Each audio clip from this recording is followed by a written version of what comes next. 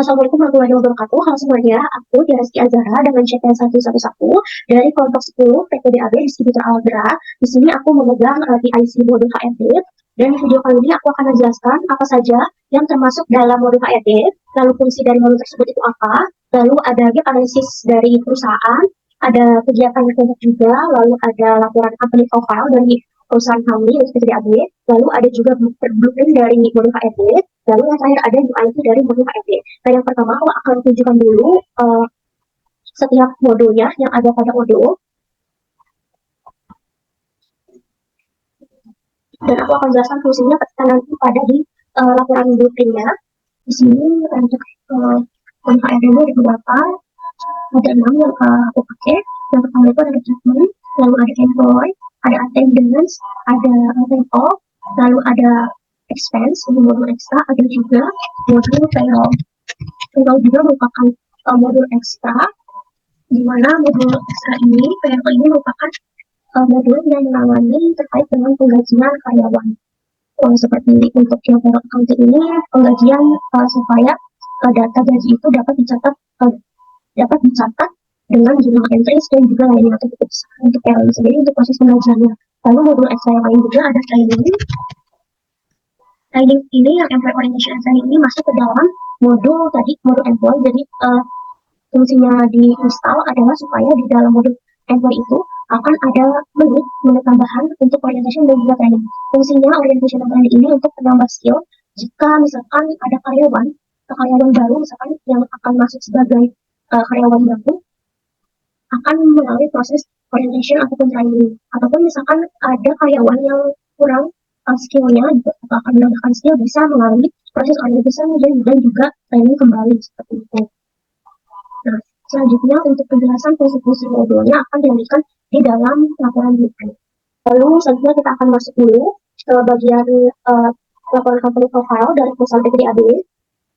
Nah, di sini ada cover sebentar. Ada cover perusahaan PPDAB ini, ada 10 orang utama yang menjalankannya. Ada Nur Asri Febrianti dengan CP 095, lalu ada Lestari Zakia Mukti dengan CP 069, lalu ada Salsabila Syahra Alifia dengan CP 103, ada Fidelia Barbita Syahrani CP 056, lalu ada Fidelia Cesar dengan CP 112, lalu ada Adi Fumi Alam CP 026, ada Tuti CP 113, ada Rinshi Alfa Saputri dengan CP 190, lalu ada Akal Salfitri dengan CP 024, dan saya sendiri Tiareski Azhara dengan CP 111. Di sini ada data isi dari laporan company profile, ada juga keterangan judulnya. Di sini ada latar belakang dari company profile, buat tulisan masalah, ada tujuan penulisan, lalu masuk ke dalam perusahaannya, ada overview bahwa distributor alat berat ini, perusahaan kami ini melayani penjualan alat berat seperti contohnya loader, ada bulldozer dan juga lainnya. Lalu kita juga memiliki visi misi. Lalu ada alamat perusahaan, kita memiliki 2 cabang yang terletak di Jakarta dan juga di Kalimantan. Untuk head office atau kantor utamanya ini ada di Jakarta juga, di Jalan Semerupa. Lalu untuk rekening perusahaannya kita ada 3, pakai PT Bank Mandiri, lalu PT Bank Indonesia, dan juga bank dari Jepang, yaitu Sumitomo Mitsui Banking Corporation. Lalu di sini ada juga satu organisasi, nanti aku akan tunjukkan di website IO-nya supaya jelas. Di sini juga ada penjelasan dari satu organisasinya. Lalu di sini ada list produk, di mana kami menjual 10 jenis produk dengan 2 kategori, yaitu kategori bidang pertambangan dan juga kategori bidang infrastruktur. Lalu di sini ada beberapa list customer yang sudah kita tulis, lalu ada juga list vendor, ada 10 juga, lalu ada layout. Layout ini berupa bangunan dari head office ataupun cabang yang terletak di Jakarta dan juga di Kalimantan. Itu di gambarnya akan lebih jelas nanti pada website IO-nya. Lalu ada juga helicopter view, ada di dropnya juga. Lalu di sini ada beberapa ekstra modul yang perusahaan kami gunakan pada UTU. Lalu di sini ada kesimpulan, ada saran juga. Oke, selanjutnya kita beralih. Ini sheet dari laporan company profile-nya kita sudah buat. Sini sepertinya. Lalu ini customer-nya. Ini juga ada list vendor-nya. Lalu selanjutnya di sini ada kegiatan kelompok kami. Ini schedule dari kelompok kami. Lalu ada job desk, dan di sini saya sebagai ketua dari proyek akhir ini. Di sini ada beberapa asesmen mengenai PTDAB. Di sini juga ada link tugas mengenai kelompok kami. Lalu di sini ada analisis gap SWOT dari PTDAB sendiri. Lalu di sini ada analisis gap SWOT dari PTDAB-nya. Di sini berupa gambar. Di sini juga kami sudah membuat logo dari perusahaan kami seperti ini. Kita beralih ke docs gap SWOT-nya. Di sini kami juga sudah membuat strateginya, SO, WO, ST, dan juga WT. Lalu selanjutnya kita masuk ke dalam audio, di mana di sini ada legend diagram yang kami gunakan sebagai acuan untuk membuat helicopter view dan juga flowchart di setiap modul dan juga menu dari itu. Di sini ada struktur organisasi dari perusahaan kami, ada beberapa modul yang digunakan. Ini. Lalu ini ada layout head office-nya, kantor utama dari perusahaan kami seperti ini. Ini layout cabang Jakarta, cabang pertama. Seperti ini. Ada warehouse dan juga maintenance-nya. Lalu di sini untuk layout cabang kedua di Kalimantan, seperti ini layoutnya.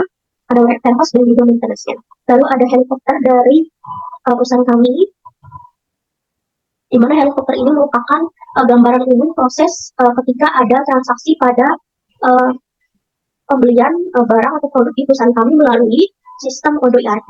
Begitu. Selanjutnya kita masuk ke dalam blueprint HRD. Di sini ada cover oleh saya sendiri dibuat dan terakhir saya mengedit. Ada dokumen kontrolnya, di mana isinya ada dua, yaitu checks, record, dan juga reviewers. Yang reviewersnya saya. Sini ada CEO dari perusahaan kami, yaitu Arida Dwi Kandanggio, dan saya sendiri sebagai project leader dari perusahaan ini. Lalu ada daftar isinya, ada juga dokumen scope and assumption. Lalu ada solution design, ada overview dari HRD.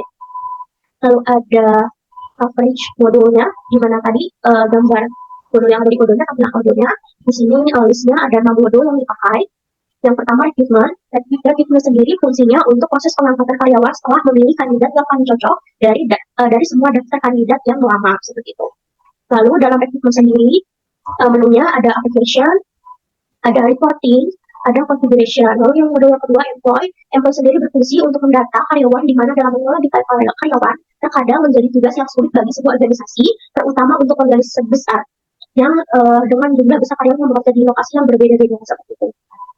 Yang kedua ada modul employee. Modul employee ini berfungsi untuk mendata karyawan, di mana dalam mengelola data karyawan terkadang menjadi tugas yang sulit bagi sebuah organisasi atau perusahaan, dan terutama untuk organisasi atau perusahaan besar dengan sejumlah besarnya karyawan yang bekerja di lokasi yang berbeda-beda.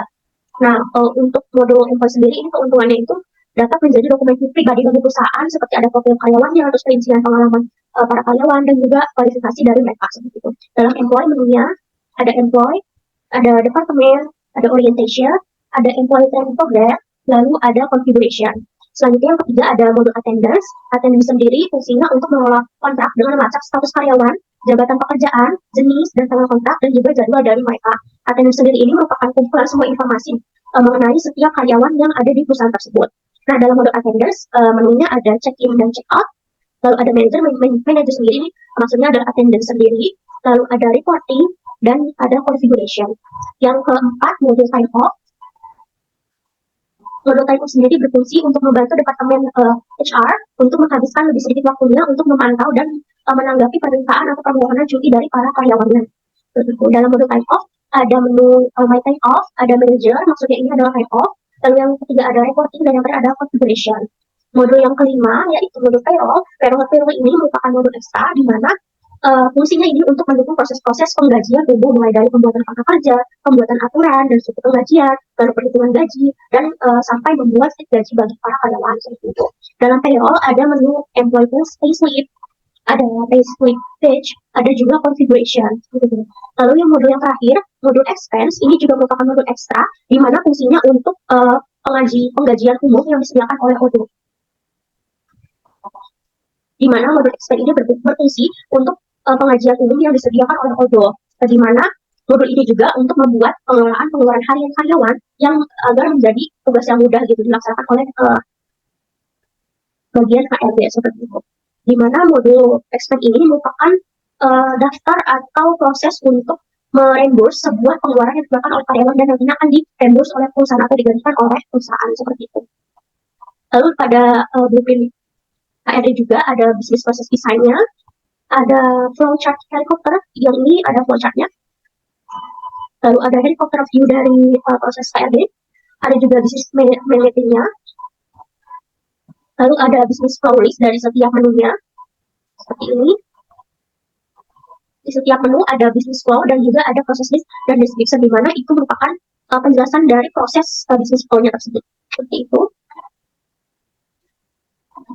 Ini.